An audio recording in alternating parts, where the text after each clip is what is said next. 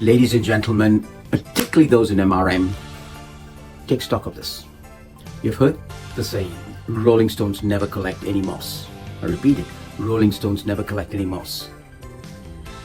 Stop being a seminar junkie, moving from one seminar to another seminar, one webinar to another webinar, hopeful that you will find a nugget of gold in one of those.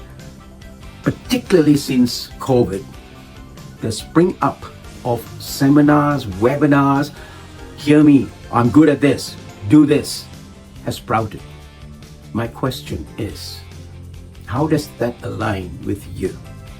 How does that align with your beliefs? How does that align with your value systems? How does this align with your purpose? Where are you really going? And then attach a seminar, a program, a webinar to that purpose. And you'll find it much more effective when you drive it that way. Rather than being a junkie, moving from one to the other and collect nothing, 1 year, 2 years, 5 years downstream, you look back and you say, what have I done?